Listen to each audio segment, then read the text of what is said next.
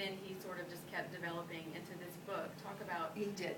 what that process was like and kind of how it Um, evolved. I'm somebody that went back to school as an adult. I was 49. I didn't have a single college credit to my name. I worked full time. I was not just a secretary, I was a damn good secretary. I mean, it's like, if I stayed home for a day, the place is going to fall apart. You know? But I had always had this desire. So my kids were grown, and at 49, I took my first college class. And so this is Chicago now, so I'm going out nights and winters, and I'm slogging away. This is how badly I wanted this. So I get the bachelor's degree in English literature, and then went right into the master's program. And my very last class, the very last assignment, was a short story. And I wrote one called The Silence of Bonaventure Arrow. It was 13 pages long, and it was humorous. And I graduated and got on with my life. I got a job teaching at DePaul. And I ran into the professor that I wrote that story for, and he said, hey, did you ever do anything with that story? Because you should. It has something. So on my own time, every now and then, I'd write a little more, and there'd be a new situation with a new character, and they'd bring another character. And pretty soon, when I had about 85 pages, I thought, I'm going to see if I can turn this into a novel. So, you know, what is it, you know, fools go where angels fear to tread, or something like that. So I put on my big fool hat and thought, I'll just write a novel, and I'll just get it published. But I wrote it. It was 167 pages, and it was now a totally different story. It wasn't funny at all.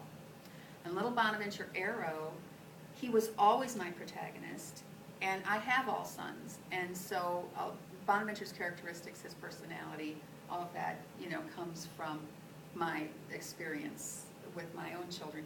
But I turned it into this novel, and then I started sending query letters to agents.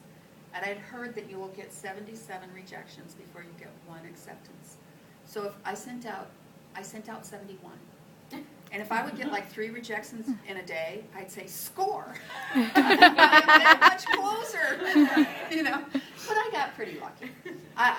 When I was trying to get an agent, I started in the Z's instead of the A's, and I got one in the W's, which is pretty good because there's not a lot of X, Y's, or Z's. You know?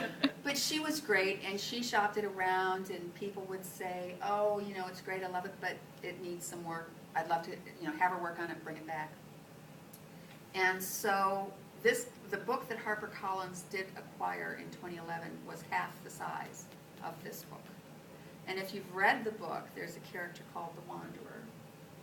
He was not in the novel that HarperCollins acquired, which people that have read it find that like way hard to believe because he's like so central to the story.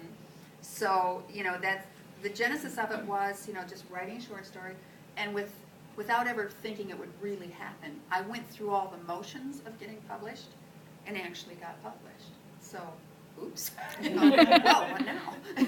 You know, so that's what happened with it. Mm-hmm. Was it tough to take all of those, I don't even know if they were criticisms, but suggestions and have to add this other character and do all these things? I mean, how attached were you to the story? By that point, I was willing to, now it is becoming real, and I'm willing to do whatever it takes, you know, I mean, okay, fine.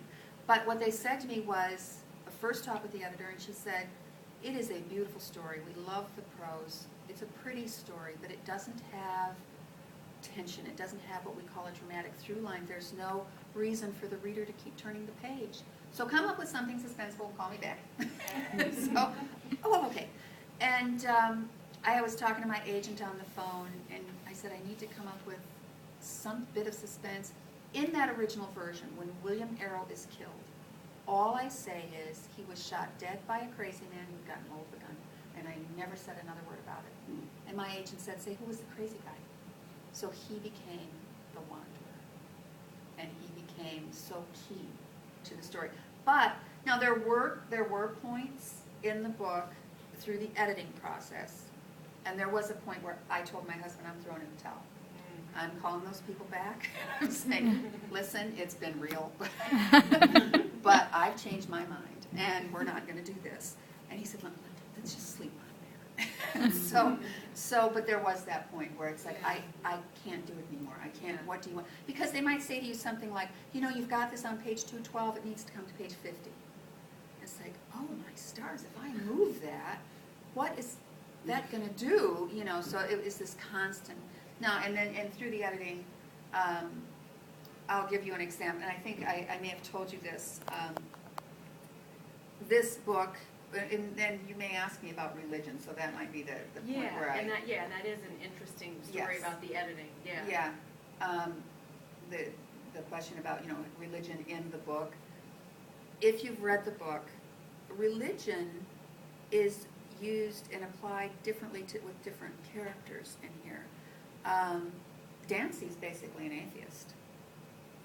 Lettice would be uber Catholic. I mean, so very devout. And this is, the 1950s, 1920s to the 1950s. But she's beautifully devout, though. She was. And Not in your face. for her, religion, it saved her. It kept her sane. Lettice suffered so much loss in this story that she needed something that she knew was bigger than all of her loss and all of her heartbreak. I mean, there was a point where it was almost over for Lettice. And that was what saved her. Her foil, Adelaide Roman, is also religious, but Adelaide is this fringe group. You can't say she left the Southern Baptist. She's certainly not Catholic. It's a church I made up called the International Church of the Elevated Forthright Gospel.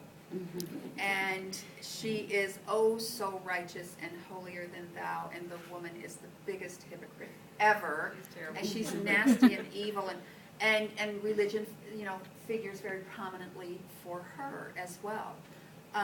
Bonaventure is such a little observer and listener. He picks up a little bit from everybody. And now Saint Bonaventure was a mystic. And so that was part of the reason for that name. But religion, it's the character Trinidad Prefontaine is no organized religion at all, yet the most spiritual of all of them. So religion is almost like another character in this book, but different facets, depending on the character. But with religion, in the editing process, I am a Catholic, and so when I used a Bible to quote something, I used a Catholic Bible. And I had a quote in there that ended in "said the Lord." And by this point in the editing, I'm getting back the hard copy manuscript with writing in the margin, not just over the internet. And it said, "Author, the character reading this passage is a Southern evangelical and would be reading a King James Bible. The quote will end in 'saith the Lord.'" And it was like, wow, that was pretty intense. And then I did have a character, it's 1950, and Lettice is at Stations of the Cross. It's Holy Week, and Holy Week figures very prominently in this story.